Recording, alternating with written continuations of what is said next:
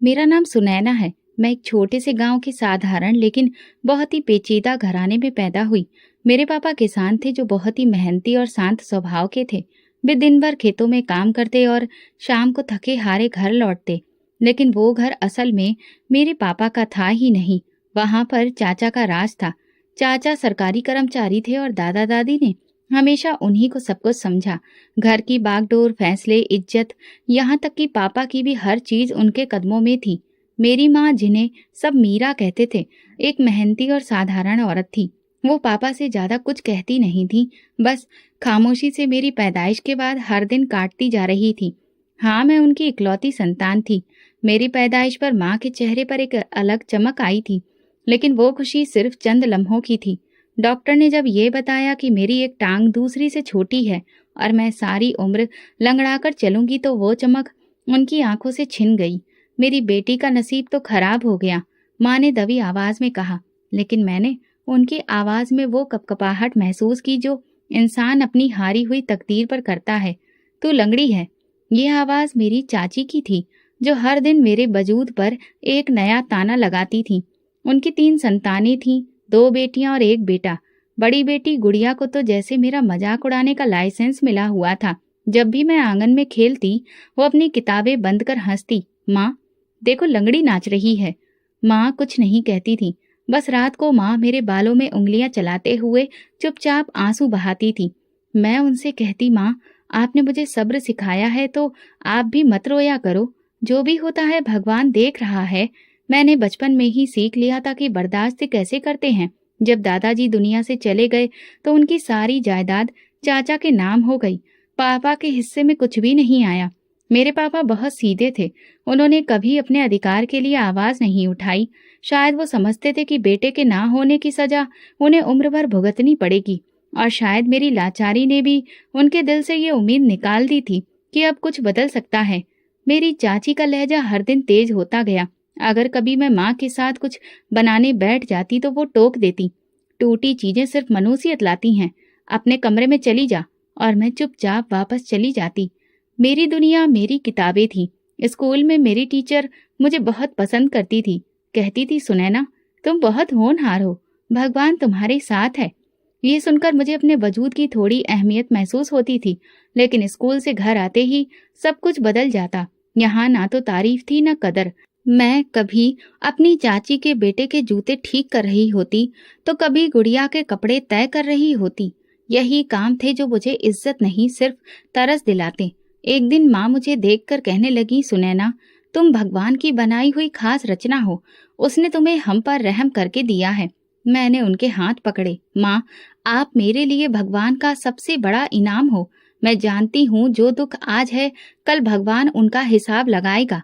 लेकिन कभी कभी माँ चुपचाप छत पर जाकर बैठ जाती। मैं माँ से कहती, अगर कोई हमें कमजोर समझता है तो वो भगवान की मर्जी नहीं जानता। माँ मेरे सिर पर हाथ फेर कर मुस्कुरा देती, लेकिन उनकी मुस्कान में इतनी थकान होती कि क्या कहूँ। मैंने बचपन में ही समझ लिया था कि अपनी पहचान की जंग मुझे खुद लड़नी पड़ेगी। रात को जब सब सो जाते, मैं अपने बस्ते से किताबें निकालकर एक कोने में बैठ जाती। रोशनी की हल्की किरण में पढ़ना मेरे लिए उम्मीद का चिराग होता था।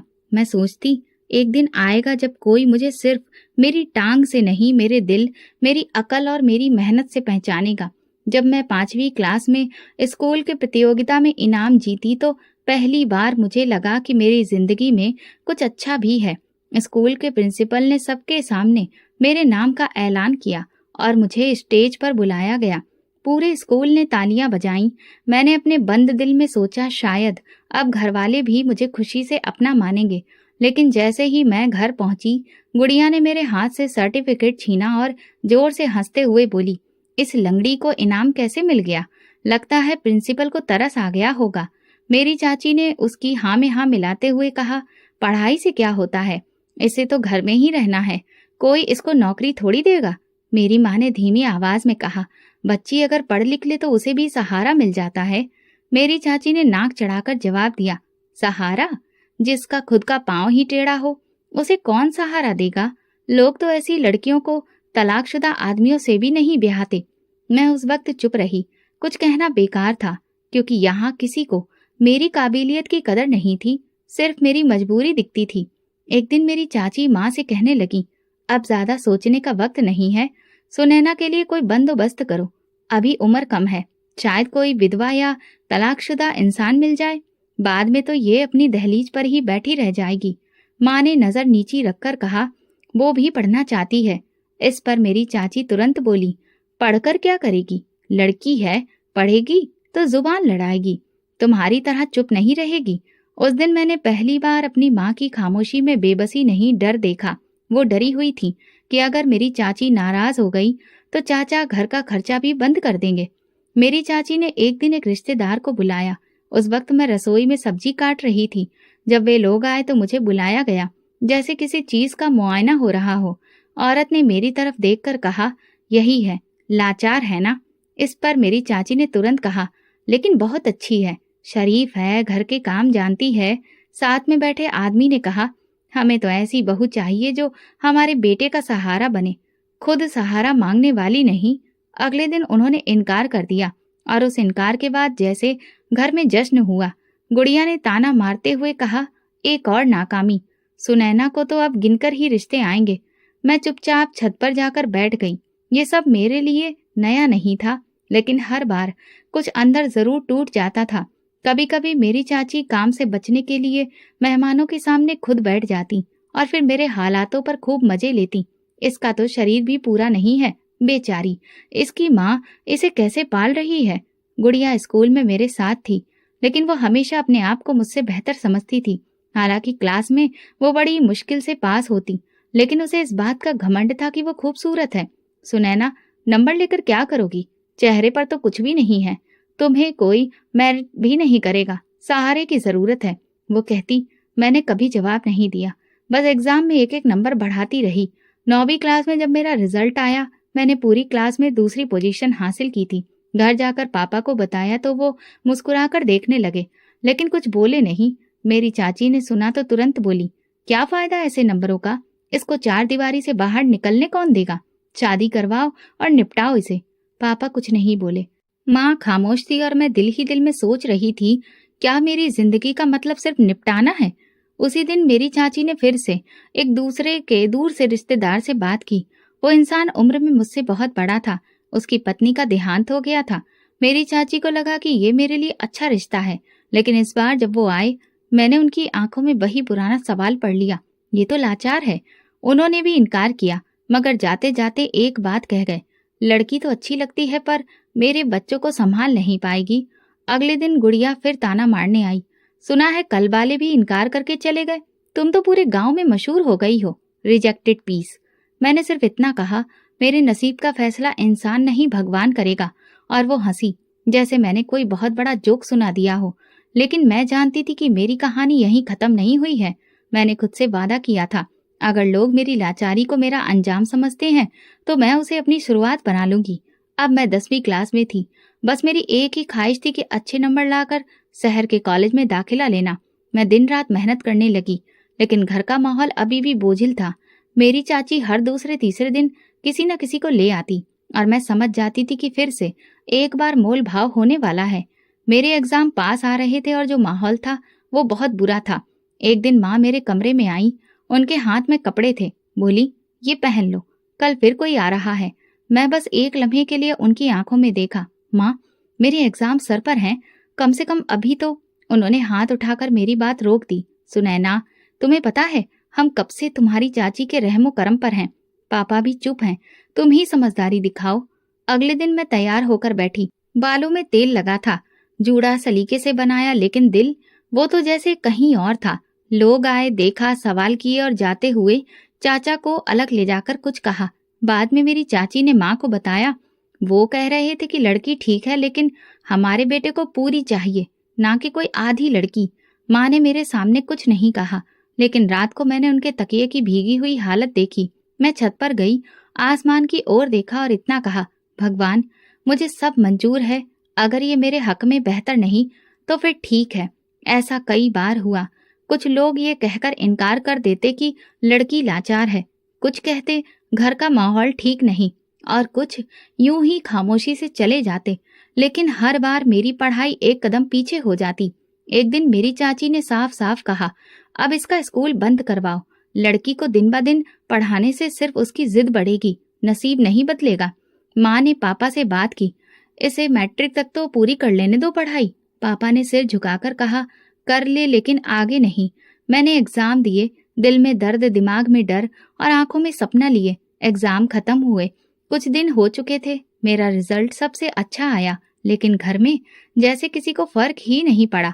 मैंने वो कॉपी जिस पर सबसे ज्यादा नंबर लिखे थे अपनी किताबों के बीच में छुपा दी। पापा ने एक बार पूछा था, क्या इरादा है आगे पढ़ने का? मैंने कहा, दिल तो है लेकिन हालात नहीं। उन्होंने मेरी बात पूरी होने से पहले ही सिर झुका लिया, जैसे वो खुद इस बात को जानते हो। एक शाम माँ मेरे पास आई, चुपचाप बाल संवारने लगी। मैंने उनके चेहरे को ध्यान से देखा, आंखों के नीचे हल्के काले घेरे थे। बोली, बेटा कल कुछ लोग आ रहे हैं।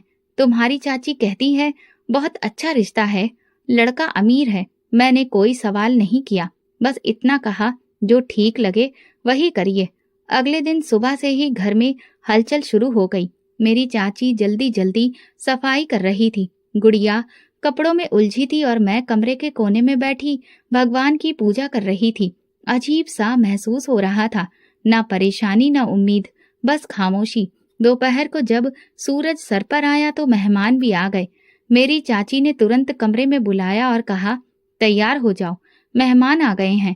लड़का कारोबारी है, 2 बच्चे हैं, लेकिन उसके पास पैसा बहुत है। अगर ये रिश्ता हो जाए तो तुम्हारी किस्मत संवर जाएगी। ये तुम्हारे लिए आखिरी मौका है। आखिरी मौका? मैं इस बात पर रुक गई। क्या इंसान की जिंदगी में मौकों की गिनती तय होती है?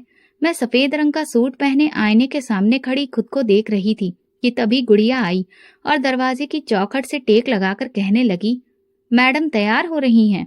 उम्मीद है इस बार भी वापसी का टिकट मिलेगा, लेकिन खैर, किस्मत तुम्हारी है, शायद इस बार कोई तरस खा ले। मैंने उसकी तरफ देखा और कहा, मैं खुद पर तरस नहीं खाती, क्योंकि मुझे मेरे भगवान पर भरोसा है। नीचे जाकर बैठी तो पहली नजर उस औरत पर पड़ी जो लड़के की माँ लग रही थी। उसकी नजरें मेरे पैरों पर थम गईं। लड़का चुपचाप बैठा रहा। मेरी चाची उनके सामने मेरी तारीफों के पुल बांधती रही।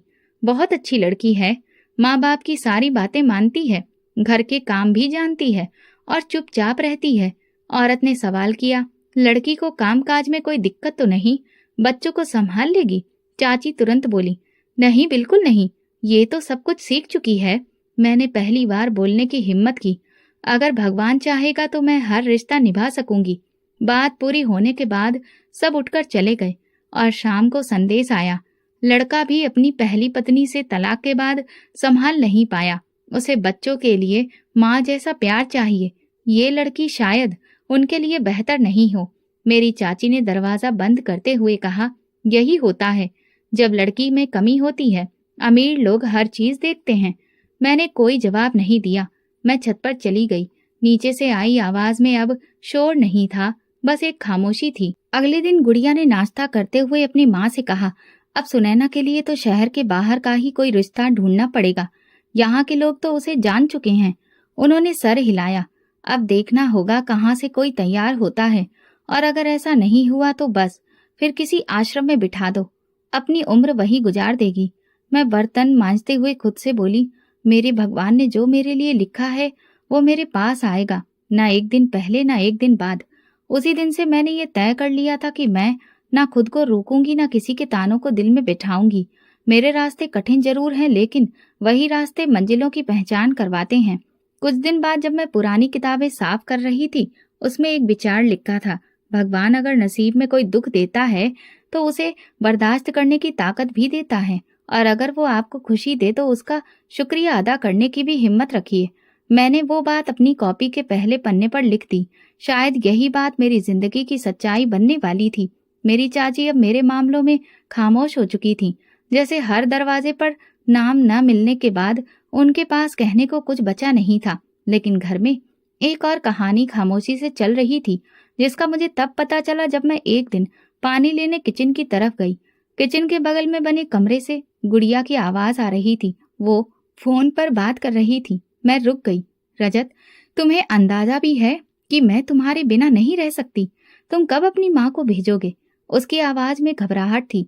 मैंने माँ को मना लिया है, अब सिर्फ तुम्हारी तरफ से कदम उठाना बाकी है। मैं चुपचाप वापस पलट गई।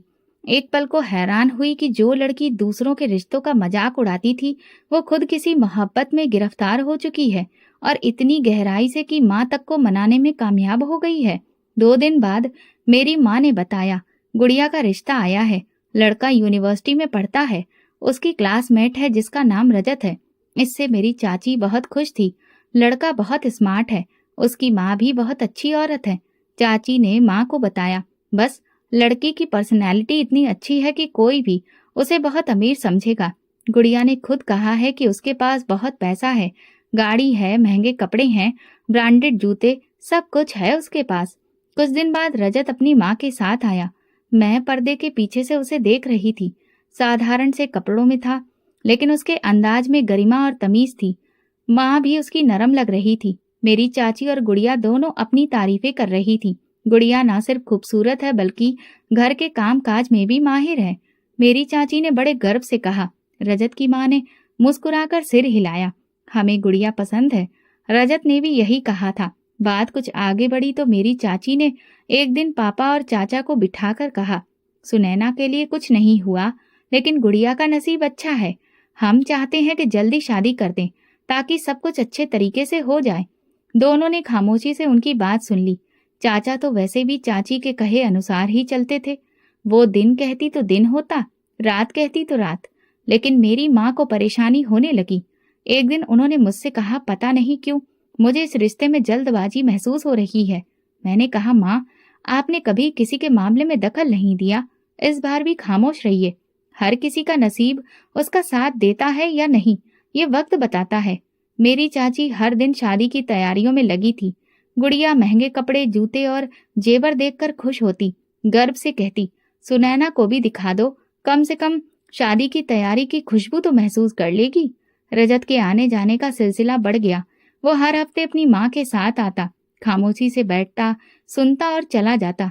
मेरी चाची उसकी कुछ बातों पर आपत्ति जताने लगी थी, लेकिन गुड़िया ने उन्हें तसल्ली दी। माँ, आपको क्या लगता है जिसके पास सब कुछ होता है वो जरूरत से ज्यादा बोलता है? नहीं, वो बस अपने कामों से खुद को जाहिर करता है।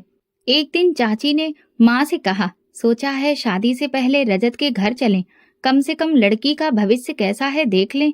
लेकिन वे लोग कहते हैं कि अभी घर में मरम्मत का काम हो रहा है, इसलिए बाद में आ जाना। माँ ने कोई सवाल नहीं किया, लेकिन मुझे महसूस हुआ कि बातों में कुछ झोल है।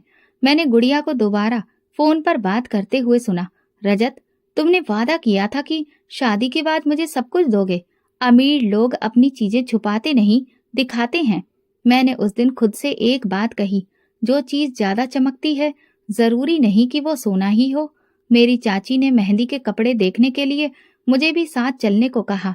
मैं उनके साथ गई। दुकान पर खड़े होकर गुड़िया ने कहा, सुनैना, ये वाले कपड़े तुम पर अच्छे नहीं लगेंगे क्योंकि तुम्हारी चाल इनके साथ नहीं चलेगी। तुम बस अपने सीधे साधे कपड़ों में ही अच्छी लगती हो। मैंने नजर झुकाते हुए कहा, कपड़े इंसान की किस्मत नहीं बदलते, नीयत बदलती है। और वो हंसी, जैसे कोई मजाक सुना हो। वापस आकर मैंने खामोशी से भगवान के आगे हाथ जोड़ दिए, शायद कोई इशारा मिल जाए। और इस वक्त मुझे एहसास हुआ कि ये रिश्ता, ये रजत और ये दिखावा सब कुछ जल्दी ही अपनी हकीकत दिखाने वाला है। शादी की तारीख करीब आ चुकी थी। घर पे जैसे खुशियों की बहार थी। मेरी चाची हर रोज नए काम गिनवाती। मेहंदी, बारात, रिसेप्शन, सबकी तैयारी जोरों शोरों पर थी। गुड़िया पूरे मोहल्ले में अपनी शादी की बातें गर्व से सुनाती। रजत के घर में तो मैं राज करूंगी। माँ कहती है मेरी किस्मत का सितारा बहुत चमक रहा है। चाचा अब तक खामोश थे, मगर एक दिन चाची ने कहा, अब बस ये काम रह गया है कि एक बार रजत का घर देख लें। हमें भी तसल्ली हो कि लड़की कैसे घर में जा रही है, माहौल कैसा होगा। चाचा ने तुरंत हामी भर दी। अगले दिन दोनों पति पत्नी तैयारी करके निकले। गुड़िया ने जाते वक्त कहा, माँ, बस देख लीजिएगा, महल ही होगा। रजत हमेशा कहता है कि उसे सादगी पसंद है, इसीलिए सब कुछ बाद में दिखाऊंगा। शाम के करीब वापसी हुई और मेरी चाची का चेहरा पीला पड़ा था। चाचा खामोश, जैसे उन्हें सांप सूंघ गया हो। माँ ने सवालिया निगाहों से देखा। क्या हुआ? चाची ने बैठते ही पानी मांगा और फिर कांपती आवाज में कहा, वो रजत तो एक झोपड़ी में रहता है, कच्ची दीवारें, टपकती छत और एक कमरे का मकान। गुड़िया कमरे से निकली। क्या मतलब? आपने गलत देख लिया होगा। मेरी चाची ने गुस्से से कहा, मैं अंधी नहीं हूँ, तुमने हमें धोखा दिया है। तुमने कहा था वो बहुत अमीर है, उनके पास तो अपनी गाड़ी भी नहीं है। गुड़िया भागकर कमरे में गई और फिर कॉल करने लगी। मोबाइल बंद था। इधर चाची बड़बड़ाती रही, हमने अपनी बेटी को उन्हें क्या समझकर देने का फैसला किया था, वो तो खुद ही मोहताज हैं। अगले दिन शादी थी, लेकिन रजत की तरफ से कोई जवाब नहीं आया, ना फोन ना कोई मेहमान। माँ परेशान थी। मेरे चाचा और चाची बहुत फिक्रमंद थे। वे लोग गुड़िया पर गुस्सा निकाल रहे थे। दिन ढल रहा था कि अचानक 4 लोग दरवाजे पर आए। रजत, उसकी माँ और कुछ जान पहचान वाले। साथ में छोटा सा बैंड भी था और शादी कराने वाले पंडित जी भी। मेरी चाची ने कमर पर हाथ रखकर कहा, ये कैसा मजाक है? हमने तुम्हें क्या समझा और तुम क्या निकले? तुम तो मजाक बनाकर आ गए हो। रजत ने सर झुका लिया। मैं जैसा हूँ वैसा ही आया हूँ। गुड़िया, जो कि अब तक तैयार भी नहीं हुई थी, बाहर आई। उसने रजत को देखते ही कहा, तुम सब कुछ झूठ बोलते रहे। तुम एक झोपड़ी में रहते हो। तुमने हमें धोखा दिया। मैं तो तुम्हें अमीर समझकर शादी करने को तैयार हुई थी। रजत खामोश खड़ा रहा। गुड़िया चिल्लाने लगी, मैं तुम जैसे भिखारी के साथ शादी नहीं कर सकती। वापस चले जाओ अपनी बारात लेकर। रजत की माँ ने हाथ जोड़कर कहा, बेटी, बारात वापस नहीं जाती। हमारे परिवार में ये परंपरा नहीं है। ये हमारी इज्जत का सवाल है। मेरी चाची ने मुंह मोड़ लिया। हमारी बेटी ऐसे हालात वालों को बिल्कुल नहीं देंगे। खामोशी के बीच गुड़िया ने एक जहरीली बात कही, एक काम कर सकते हो, अगर शादी करनी ही है तो इस लंगड़ी सुनैना से कर लो। वैसे भी वो तुम्हारे जैसी हालत की है और इसे कोई अच्छा मिलने वाला भी नहीं। जैसे बिजली गिर गई हो, सब चौंक गए। माँ की आंखें नम हो गईं। मैं दरवाजे की चौखट पर खड़ी थी, सब कुछ सुन रही थी। रजत ने मेरी तरफ देखा, फिर चाची और चाचा की तरफ। अगर आप लोग इजाजत दे तो मैं सच में सुनैना से शादी करना चाहता हूँ। मेरी चाची की आंखें फैल गईं। क्या तुम पागल हो गए हो? रजत की माँ ने धीरे से कहा, हाँ, हमें सुनैना पसंद है। हमें इज्जत की जरूरत है और सुनैना में वो सब है। पापा आगे बढ़े। अगर सुनैना तैयार है तो फिर हम भी तैयार हैं। सबकी नजरें मुझ पर थीं। मैंने दिल से एक बार फिर भगवान का नाम लिया। शायद ये मेरे लिए बेहतर था और मैं खामोशी से सर हिला दिया। रजत मुस्कुरा दिया और पंडित जी ने शादी शुरू की। मंत्र पढ़े जा रहे थे और मैं एक एक करके सारे रस्मों रिवाज निभा रही थी। उस लम्हे मुझे महसूस हुआ कि मेरे लिए जो रिश्ते आए उन सबका इनकार, हर ताना और हर आंसू मुझे यहाँ तक लाने का जरिया थे। शादी के बाद मेरे पापा ने मेरे सिर पर हाथ रखा। सुनैना बेटी, तुम्हें भगवान के फैसले पर यकीन करना होगा। एक दिन वही तुम्हारा गर्व बन जाएगा। मैंने उनके हाथ अपने गाल से लगाए। माँ ने चुपके से मेरे कान में कहा, भगवान ने तुम्हें वो इज्जत दी है जो हम चाहते हुए भी नहीं दे पाए। बारात रवाना हुई। सबकी नजरें आपस में एक दूसरे से टकरा रही थी। गुड़िया, जो अभी भी दरवाजे के पास खड़ी थी, नजरें चुरा रही थी। मेरी चाची बार बार चाचा को बोल रही थी, जैसे हर इल्जाम उन्हीं पर डाल रही हो। मगर अब सब बेकार था। मैं दुल्हन बन चुकी थी, उससे इंसान की जो कल तक गुड़िया का सपना था। गाड़ी में बैठकर मैंने आखिरी बार अपने पुराने घर की तरफ देखा। ना आंसू थे ना पछतावा, बस एक सुकून था, खामोश सा सुकून जो दिल में उतरता है। रास्ते में रजत ने खामोशी तोड़ी। आपने मुझ पर भरोसा किया, इसके लिए थैंक यू। मैंने सिर्फ इतना कहा, जिस पर भगवान का करम हो वो दूसरों पर भी भरोसा कर सकता है। गाड़ी शहर की गलियों से होते हुए एक अलग रास्ते पर मुड़ गई। मैं सोच रही थी कि झोपड़ी शायद किसी वीरान इलाके में होगी, लेकिन रास्ता तो शहर के पॉश इलाके की तरफ जा रहा था। मैं कुछ बोलने ही वाली थी कि रजत ने अचानक गाड़ी एक बहुत बड़े शानदार गेट पर रोकी। मैं चौंक गई। रजत मुस्कुराया, हाँ, हम पहुंच गए। दरवाजा खुला, गाड़ी अंदर गई और मेरे सामने एक शानदार आलीशान हवेली खड़ी थी। बड़े बड़े पिलर, बहुत अच्छे से तराशी हुई खिड़कियां और बाहर का लॉन जैसे किसी फिल्म का नजारा हो। मैं हक्का बक्का रह गई। दरवाजा खुलते ही नौकरानियों ने फूलों की बारिश की और एक उम्रदराज औरत ने मेरे माथे पर टीका लगाया। स्वागत है तुम्हारा बेटी, ये घर अब तुम्हारा है। मैं दरवाजे पर खड़ी सोच रही थी कि जो इंसान खुद को झोपड़ी वाला कहता रहा, वो इस महल में कैसे रहता है। फिर उन्होंने धीरे से कहा, लीजिए, आपको आपका कमरा दिखा देता हूँ। अंदर दाखिल होते ही हर चीज एक नई दुनिया की झलक थी। कालीन, झूमर, एक से एक सब कुछ महंगा। जब कमरे में दाखिल हुई तो वहां हर चीज मेरा इंतजार कर रही थी। फूलों से सजा बिस्तर, ढेर सारी खुशबू। मैंने हैरत से कहा, ये सब? रजत ने कहा, मैं झूठा नहीं था, सिर्फ चुपचाप था। मैं जानना चाहता था कि कौन मेरे साथ मेरी सच्चाई के बिना चल सकता है। मैंने कहा, तो वो सब झोपड़ी, गरीबों वाला माहौल, वो सब दिखाने का तरीका था। मैं तुम्हारी कजिन को समझ चुका था। उसे प्यार मोहब्बत से कोई मतलब नहीं था, बस उसे रुपया, पैसा और चमक देखनी थी। रजत ने कुर्सी पर बैठकर कहा, मैं चाहता था कि जो मेरी पत्नी बने वो मेरी सोच, मेरे जज्बे, मेरे दिल को समझे, और तुमने इसे समझा। मैंने नजर झुकाकर कहा, मुझे तुमसे कुछ नहीं चाहिए था, बस इज्जत जो तुमने दी है वही काफी है। उसमें सब कुछ मेरे लिए बदल गया था। जो कल तक मुझे लंगड़ी कहकर बेकार समझते रहे, आज उनकी नजर में मैं एक महल की मालकिन बन चुकी थी। रात को माँ का फोन आया, सुनैना सब ठीक है ना? मैंने जवाब दिया, माँ, भगवान ने जो सोचा था वो हमारी सोच से भी ज्यादा बेहतर निकला। मैं ठीक नहीं, बहुत अच्छी हूँ। अगली सुबह नाश्ते की मेज पर रजत ने कहा, आज घर वालों को दावत दी है, खास तौर पर तुम्हारी चाची और गुड़िया को। वे आएंगे तो खुद देखेंगे कि सच्चाई क्या है। मैंने कुछ देर सोचा, फिर कहा, ठीक है, शायद यही वक्त है कि सब सच्चाई पता चल जाए। दिन भर मैं तैयार होती रही। नौकरानियां मेरे आगे पीछे घूम रही थीं। बहुत अच्छे पकवान तैयार हो रहे थे। शाम को दरवाजा खुला और मेरी चाची, चाचा, गुड़िया और कुछ रिश्तेदार अंदर आए। मेरी चाची का चेहरा देखने लायक था। उनकी आंखें महल की दीवारों को निहार रही थी। गुड़िया तो जैसे पत्थर बन गई थी। उसने दरवाजे पर कदम रखते ही कहा, ये तो झोपड़ी थी, तुमने हमें धोखा दिया। रजत ने कहा, नहीं, सच्चाई देखने के लिए धोखा नहीं दिया, बस तरीका बदला था। सब खामोश थे। मैंने पहली बार गुड़िया की तरफ देखा। वो नजरें चुरा रही थी। मैंने कहा, तुमने कहा था मेरे जैसी लंगड़ी को यही मिलना चाहिए।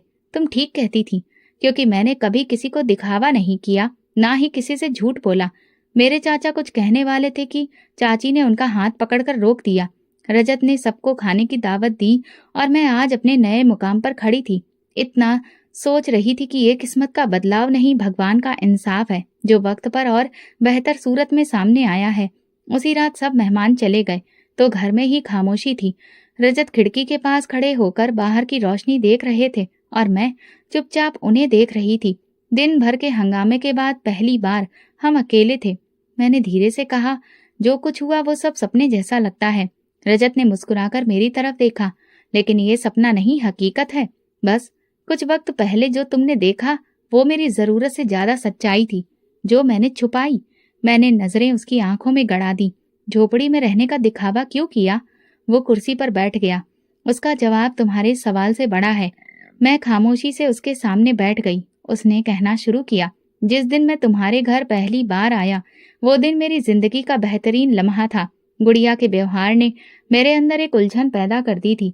उसी दिन तुम दरवाजे के पीछे छुपी खड़ी थी और गुड़िया सबके सामने तुम्हें लंगड़ी कहकर पुकार रही थी। मैं हैरान था कि वो किसी इंसान को इस तरह बेइज्जती का निशाना कैसे बना सकती है। मैंने कहा, वो तो बरसों से ऐसे ही करती है, मेरे लिए कोई नई बात नहीं थी। रजत ने मेरी बात पर सिर हिलाया, लेकिन मेरे लिए तो नई थी। मैंने सोचा, जो इंसान दूसरे इंसान की इज्जत नहीं कर सकता वो कभी रिश्ता नहीं निभा सकता, फिर वो चाहे कितना भी खूबसूरत क्यों ना हो। उसी दिन मैंने फैसला किया कि गुड़िया से कोई वादा नहीं करूंगा, लेकिन मैंने ये तय किया कि अगर मैं इनकार करूं तो उसे झूठा लगेगा। इसलिए मैंने उसे अपनी सादगी दिखाई। मैं चाहता था कि अगर उसके प्यार में सच्चाई है तो वो किसी भी हाल में मेरा साथ देगी, और वरना वो खुद ब खुद पीछे हट जाएगी और फिर मुझे कामयाबी मिलेगी। मैंने पूछा, लेकिन आपने मेरे साथ शादी क्यों की? सिर्फ गुड़िया से बदला लेने के लिए? रजत ने इनकार किया, नहीं, बिल्कुल नहीं। तुम्हारे साथ शादी मेरा फैसला नहीं, मेरी खुशकिस्मती थी। मैं तुम्हें पहली बार देखकर ही समझ गया था कि तुम किसी और के जैसी नहीं हो। तुम्हारी खामोशी में ताकत है, तुम्हारा सब्र तुम्हारी खूबसूरती से कहीं ज्यादा कीमती है। मैंने कहा, मैं तो खुद को कभी खास समझती नहीं थी। उन्होंने कहा, लेकिन मैं तो समझता था। मैं जानता था कि तुम वही इंसान हो जिसके साथ जिंदगी बिताई जा सकती है, इज्जत और सुकून के साथ। मैंने कहा, आपकी माँ ने कोई ऐतराज नहीं किया। शुरू में उन्हें हिचक थी। उन्होंने कहा, लेकिन जब मैंने सच बताया कि तुम मेरी पसंद हो, इसलिए नहीं कि तुम गुड़िया की कजिन हो, बल्कि इसलिए कि तुम एक अच्छी इंसान हो, तो वो निश्चिंत हो गई। मैंने कहा, ये सब सुनकर ऐसा लगता है जैसे मेरी हर परीक्षा, हर आंसू किसी न किसी मकसद के तहत थे। बिल्कुल था, रजत ने कहा। हर दुख जो तुमने सहा, उसने तुम्हें वो बनाया है जो तुम आज हो, और यही तुम्हारी सबसे बड़ी कामयाबी है। मैंने पूछा, और तुमने ये सब गुड़िया को क्यों नहीं बताया? क्योंकि अगर मैं बता देता तो वो खुद को बेचारी साबित करती और लोगों को लगता कि मैं उसके साथ धोखा कर रहा हूँ। मैं चाहता था कि वो खुद अपनी गलती को पहचाने। वक्त के साथ उसे एहसास हो जाएगा कि इंसानियत क्या होती है। मैंने सोचा, कितना अजीब है ना, जो लोग दूसरों को बेकार समझते हैं वो अक्सर अपने गुरूर के बोझ तले दब जाते हैं, और जो खुद को कमतर समझते हैं उनके लिए भगवान बेहतर फैसला करता है। रजत ने मेरी तरफ हाथ बढ़ाया। ये जिंदगी हम दोनों की है। सच्चाई, इज्जत और मोहब्बत के साथ हम आगे बढ़ेंगे। मैंने उनका हाथ पकड़ा और दिल में कहा, भगवान, तुमने मुझे इज्जत दी है, अब मुझे बस इसकी हिफाजत करने की हिम्मत देना। अगली सुबह नाश्ते की मेज पर रजत ने अखबार एक तरफ रखकर कहा, क्या तुम चाहोगी कि हम गुड़िया को यहाँ एक दिन बुलाएं? मैंने कहा, अगर तुम्हारा दिल साफ है तो बुला लो। शायद वक्त ही किसी को आईना दिखा सकता है। रजत ने एक नौकर को बुलाया और खबर भिजवाने को कहा। पूरे दिन में कई बार ख्याल आया कि वो आएगी भी या नहीं, लेकिन अगली सुबह दरवाजे पर बैल बजी और पता चला कि गुड़िया आ गई है। दरवाजा खुला, वो अंदर आई। जैसे ही उसकी नजर सामने की साज सज्जा पर पड़ी, उसके कदम रुक गए। ये वही घर है, उसने धीरे से जैसे खुद को यकीन दिलाया। रजत ने आगे बढ़कर कहा, वेलकम, तुम्हारी सेवा का मौका मिल रहा है, ये भी किस्मत है। गुड़िया ने नजर चुराकर कहा, ये सब कैसे? तुम तो। रजत ने बात काट दी, मैं वही हूँ जो था, बस तुम देख नहीं पाई। हम सब मेज पर बैठे थे, मैं चुपचाप खाना परोस रही थी। गुड़िया बार बार इधर उधर देखती, जैसे भरोसा नहीं कर पा रही हो कि जो इंसान कल उसकी नजर में एक भिखारी था, वो आज किसी करोड़पति से कम नहीं। रजत ने कहा, तुम्हें याद है, तुमने मेरी बारात वापस कर दी थी। तुमने कहा था कि मैं एक झोपड़ी में रहने वाला गरीब हूँ। गुड़िया ने नजर नीचे कर ली। मैंने गलती की। रजत की आवाज में सख्ती थी। नहीं, तुमने सिर्फ गलती नहीं की, तुमने मेरे कैरेक्टर पर भी फैसला कर दिया था।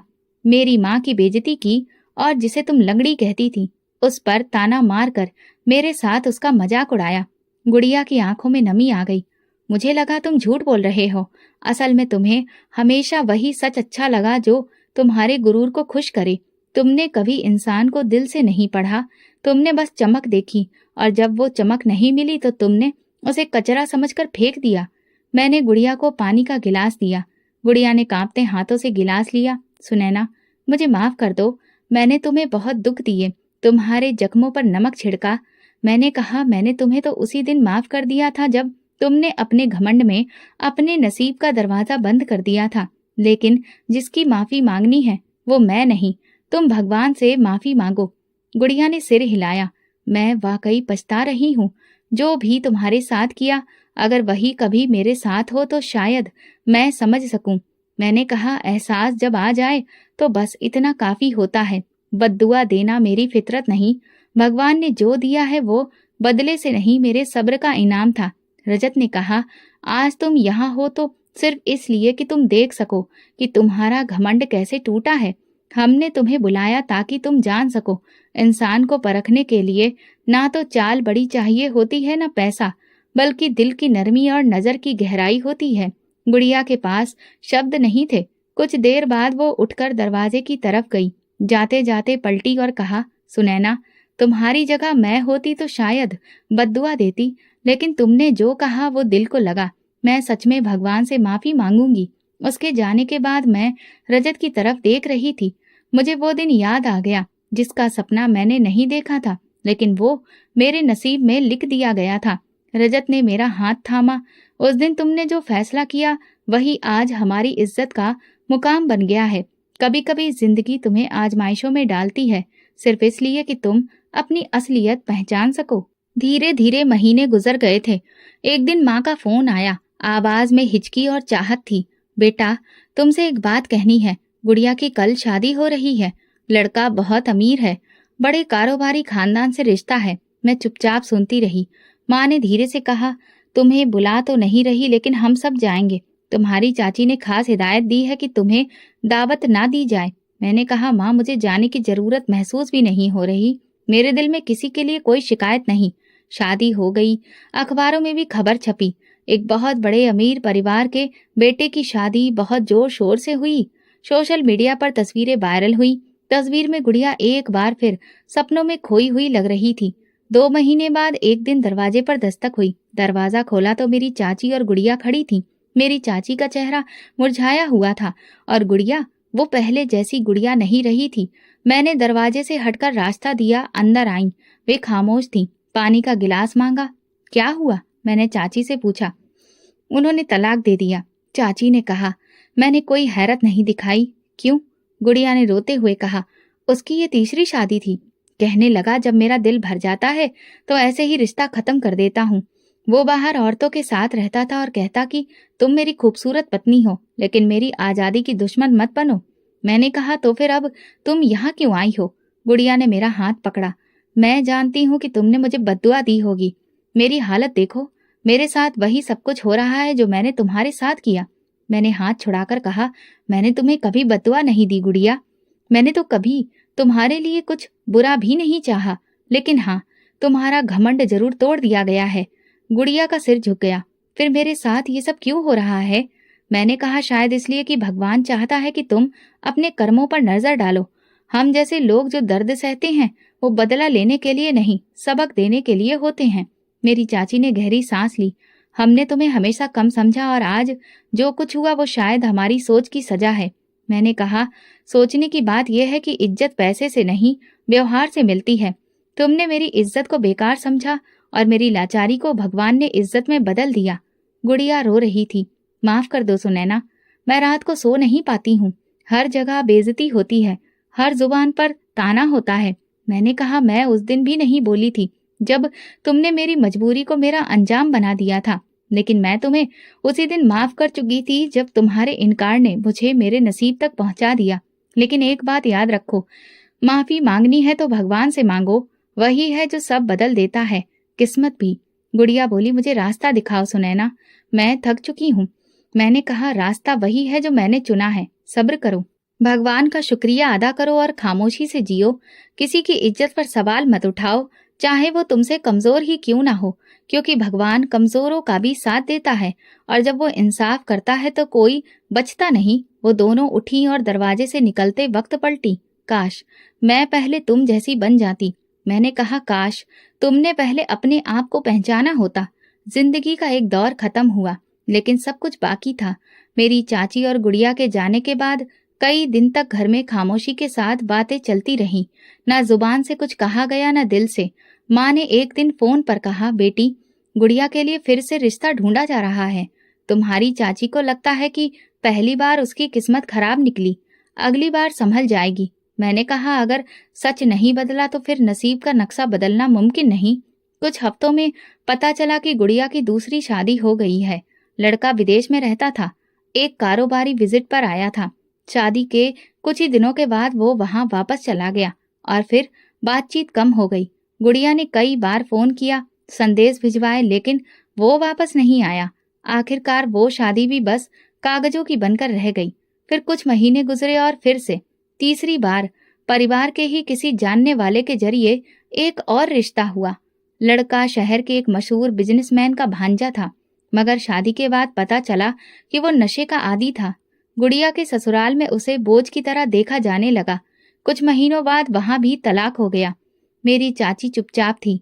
शोर मचाने वाली वो औरत जो कभी गुड़िया की खूबसूरती को ही उसकी सबसे बड़ी खूबी समझती थी, अब शांत हो गई थी। मोहल्ले की औरतें पीठ पीछे कहने लगी थी, शायद किसी की बद्दुआ लगी है। जिस लड़की को सबकी बेटियां जलन से देखती थीं, अब वो खुद तरस का निशान बन गई थी। रजत ने फिर एक दिन कहा, हम गुड़िया के लिए कुछ कर सकते हैं अगर तुम कहो। मैंने कहा, हम वही करेंगे जो एक इंसान दूसरे इंसान के लिए कर सकता है, लेकिन सिर्फ इसलिए नहीं कि वो हमारी जिंदगी की दुश्मन थी, बल्कि इसलिए कि अब वो सबक सीख चुकी है। हमने अपने जानने वालों से बात की। फिर एक दिन एक ऐसा रिश्ता सामने आया जो बहुत अच्छा था। लड़का सरकारी कर्मचारी था, लेकिन बड़ी बात यह थी कि एक ब्रेकडाउन के बाद वो लंगड़ा हो गया था। रजत ने मेरे सामने उसकी सारी बातें रखी। बताओ, तुम क्या कहती हो? मैंने कहा, यही इंसाफ है। जो किसी को सबक दे और उसे इज्जत के साथ जीने दे। हमने अपनी चाची से बात की। रजत ने बहुत संजीदगी से सारी बात रखी। एक रिश्ता आया है, लड़का अच्छा है, अच्छे चरित्र का है और गुड़िया के लिए बेहतर है। चाची ने सारी बातें सुनी, फिर पूछा, क्या वो? रजत ने धीरे से कहा, हाँ, वो एक टांग से लाचार है। कमरे में कुछ पल खामोशी छा गई। फिर मेरी चाची ने सर झुकाकर कहा, अगर वो गुड़िया को इज्जत दे सकता है तो हमें और कुछ नहीं चाहिए। रिश्ता तय हुआ। इस बार न कोई शोर, न लंबी तैयारी, बस एक साधारण सी शादी। गुड़िया लाल लहंगे में थी, लेकिन उसके चेहरे पर वो गर्व नहीं था जो पहले हुआ करता था, बल्कि एक नमी और गंभीर सुकून था। मैं उसकी विदाई के वक्त पास गई। गुड़िया ने मेरी तरफ देखा और धीरे से कहा, सुनैना, मैं डरी हुई थी कि अगर ये रिश्ता भी नहीं चला तो मैं टूट जाऊंगी। मैंने उसका हाथ पकड़ा। जो दिल से रिश्ता निभाता है वो कमियों को नहीं देखता। तुमने सब कुछ खोकर सीखा है, अब तुम्हें वो मिलेगा जिसकी तुम्हें हमेशा जरूरत थी, इज्जत। उसका पति समीर एक साधारण मिजाज का इंसान था। वो कम बोलता था, ज्यादा सुनता था। मैंने पहली बार देखा कि गुड़िया किसी की बात सुनकर सिर हिलाती है, बिना कोई बहस के, बिना किसी तकरार के। कुछ महीने बाद गुड़िया मेरे घर आई। अब वो हर वक्त शांत थी। सुनैना, तुमने सच कहा था, बद्दुआ देने की जरूरत नहीं होती, भगवान खुद इंसाफ करता है। मुझे अब एहसास है कि जिसे मैं लंगड़ा कहती थी वो कोई कमी नहीं, एक परीक्षा है, और जो परीक्षा में सब्र करे वही असल में इंसान कहलाने लायक है। मैंने मुस्कुराकर कहा, अब तुम्हारा पति तुम्हारी नजरों में लाचार नहीं होगा। उसने आंखों में नमी लिए जवाब दिया, नहीं, वो मेरे लिए वही है जो तुम्हारे लिए रजत था, तुम्हारे नसीब का इंसाफ। उसी दिन मुझे यकीन हो गया कि सब कुछ सबक ऐसे होते हैं जो शब्द नहीं, वक्त सिखाता है, और जब वो सबक जिंदगी में उतर जाएं तो इंसान का पूरा किरदार बदल जाता है।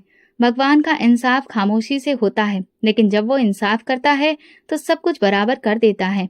जिंदगी की एक धारा पूरी हो चुकी थी। जो कहानी बरसों पहले मेरे पहले कदम से शुरू हुई थी, आज वही कहानी एक मुकाम पर आकर रुक गई। लेकिन रुकने का मतलब कभी अंत नहीं होता, कभी कभी ठहराव भी एक नई शुरुआत होती है। रजत आज भी सुबह सवेरे ऑफिस के लिए निकलते हैं और शाम को लौटते हैं। मेरे साथ चाय पीने का वक्त निकालते हैं। हम अक्सर घर के लॉन में बैठकर पुराने दिनों को याद करते हैं। एक दिन रजत ने पूछा, सुनैना, अगर तुम्हें वो सब कुछ दोबारा झेलना पड़े तो क्या तुम हिम्मत कर सकोगी? मैंने बिना सोचे जवाब दिया, अगर आखिर में तुम्हारे जैसा साथी मिले तो हाँ, हर बार। आज जब मैं आईने में खुद को देखती हूँ तो वो सुनैना नहीं दिखती जो गांव के कच्चे आंगन में चाची की आवाज से डर जाती थी। आज जो औरत सामने दिखती है, उसने हर ठोकर, हर जख्म, हर इनकार को अपनाया है और फिर भी खुद को संजोकर रखा है। फिर एक दिन गुड़िया समीर के साथ हमारे घर मिलने आई। मैंने कहा, तुम तो बहुत बदल गई हो और यही तुम्हारी सबसे बड़ी जीत है। उसने कहा, मुझे भगवान के फैसले पर शक नहीं होता। जो दुख तुम्हें मिले वही मेरे नसीब में लिखे गए, ताकि मैं वो बन सकूं जो कभी तुम्हें ताना देकर खुद को ऊंचा समझती थी। मैंने कहा, जो खुद को बहुत बुलंद समझता है भगवान उसे झुकाना जानता है, और जो खुद को कमजोर मान ले भगवान उसका हाथ थाम लेता है। एक दिन स्कूल की मैडम से मुलाकात हुई। उन्होंने कहा, तुम वही सुनैना हो ना जिसे सब लंगड़ी कहकर बुलाते थे? तुम्हारी खबरें सुनती रहती हूँ। तुमने अपनी किस्मत खुद लिखी है। मैंने कहा, नहीं, ये तो सब भगवान की कृपा है। मैंने तो बस उन पर भरोसा रखा। स्कूल वालों ने मुझसे बच्चियों से बात करने के लिए मदद मांगी। जब मैं उनके सामने खड़ी हुई तो कई आंखें मेरी टांग की तरफ देखने लगी, लेकिन अब उन नजरों में सब बदल चुका था। मैंने कहा, बच्चियों, अगर कभी तुम्हें किसी ने तुम्हारे शरीर, सूरत, हालात या घर की वजह से तोड़ने की कोशिश की हो तो रुक जाना। ना उनसे लड़ो, ना जवाब दो, बस चुपचाप भगवान से प्रार्थना करो, क्योंकि वही तुम्हारे सवालों का जवाब देगा। कमरे में खामोशी छा गई। किसी ने आंखों में आए आंसुओं को छुपाया। वापसी पर रजत ने कहा, आज तुमने वो बात कही जो शायद बहुत से दिलों में उम्मीद जगा देगी। मैंने कहा, जो मेरी जिंदगी ने मुझे सिखाया मैंने बस वही बताया। मेरे माँ बाप अब बहुत खुश थे और सुकून में भी। मेरी चाची भी कभी कभी मुझसे मिलने आती। अब वो मेरी तरफ नजरें झुकाकर बात करती। मैं हर बार उन्हें इज्जत से बैठाती, क्योंकि मैं जानती हूँ इंसान वो नहीं जो बदले, इंसान वो है जो माफ करके आगे बढ़ जाए। आज अगर कोई मुझसे मेरी कहानी पूछता है तो मैं बस इतना कहती हूँ, सब्र करो और बाकी सब भगवान पर छोड़ दो। मैं वो लड़की हूँ जिसे कभी लंगड़ी कहा जाता था, आज मेरे कदमों के नीचे जमीन है और सिर पर भगवान का आशीर्वाद। इस कहानी से हमें सबक मिलता है कि सब्र, शुक्र और सच्चाई इंसान को वहां पहुंचा देती है जहां गुरूर, दौलत और खूबसूरती भी नहीं पहुंचा सकती। भगवान के फैसले भले देर से आते हों, मगर हमेशा बेहतर होते हैं। तो दोस्तों, अगर आपको हमारी कहानी पसंद आई हो तो कमेंट करके ज़रूर बताएं। वीडियो को लाइक करें और ज़्यादा से ज़्यादा शेयर करें।